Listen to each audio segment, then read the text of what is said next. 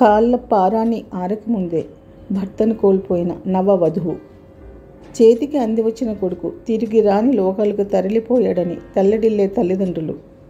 తమ కళ్ళ ముందే తండ్రి తూటాలకు బలి కావడం చూసిన పిల్లలు.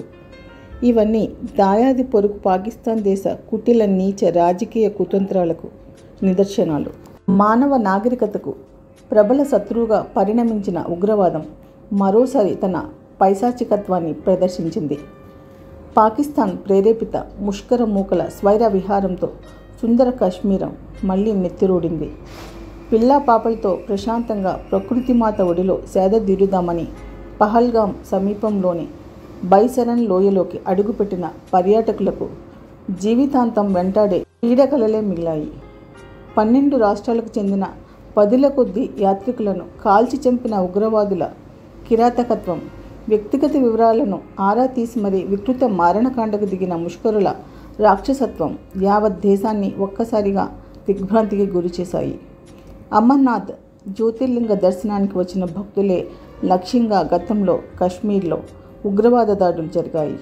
నిరుడు అనంతనాగ్లో టూరిస్ట్ క్యాంపుపై, రియాసీ జిల్లాలో యాత్రికుల బస్సుపై ముష్కరుల చేతుల్లోని అసాల్ట్ రైఫిళ్లు తూటాల వర్షం కురిపించాయి. వాటన్నిటినీ మించిన మొన్నటి ఘోరానికి ఒడిగట్టిన పాక్ చంకలోని లష్కరే తోయిబా అన్నది సుస్పష్టమే. విశాల భారతదేశంలో జమ్మూ కాశ్మీర్ సమగ్ర అనుసంధానానికి అవరోధంగా నిలిచిందనే ఆర్టికల్ 370ను కేంద్రం 5 ఏళ్ల కిందట రద్దు చేసింది. అంతవరకు ఇండియాపై ఆజన్మాంత వైరాన్ని నూరిపోస్తూ స్థానికుల్లో ముఖ్యంగా యువతలో హింసోన్మాదాన్ని రెచ్చగొట్టిన వేర్పాటువాదులకు పగ్గాలు బిగించడం ఆరంభమైంది. సీమాంతర ఉగ్రవాదులకు మద్దతుగా నిలిచి వర్గాలపై నిరంతర నిఘా వేయడం, ముష్కరులకు ఆర్థిక తోడ్పాటు అందకుండా చర్యలు తీసుకోవడం, భద్రతా దళాల సాయుధ సంపత్తిని ఆధునికీకరించడం తదితరాలకు కేంద్రం ప్రాధాన్యాంశాలుగా స్వీకరించింది. వీటన్నిటి మూలంగా జమ్మూ కాశ్మీర్లో ఉగ్రవాద సంబంధిత ఘటనల సంఖ్య తగ్గింది.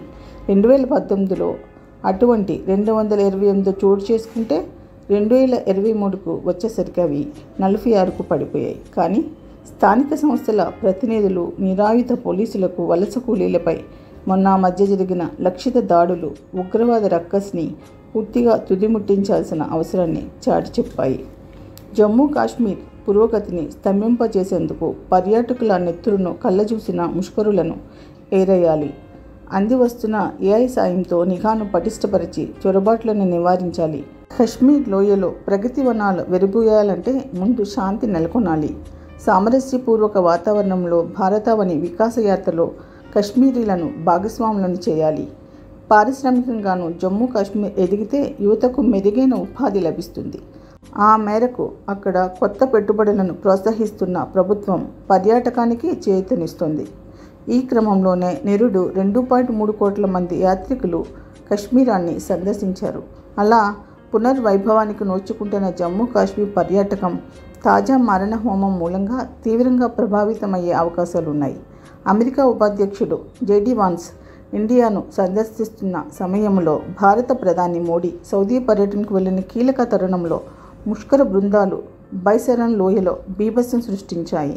విఫల రాజ్యంగా అంతర్జాతీయంగా పరువు మాసిన పాకిస్తాన్ ఇప్పుడు ఇండియాపై ఎంత అసహనంతో రగిలిపోతుందనడానికి ఈ అమానవీయ హేయ దాడే సాక్ష్యం. దీంతో తనకు సంబంధం లేదంటున్న ఇస్లామాబాద్ ప్రకటనలన్నీ దాయాది దేశాన్ని బాగా అలవాటైన నైవంచిక నాటకాలని తెలిసిందే కదా. జై భారత్ అండ్ జై హింద్.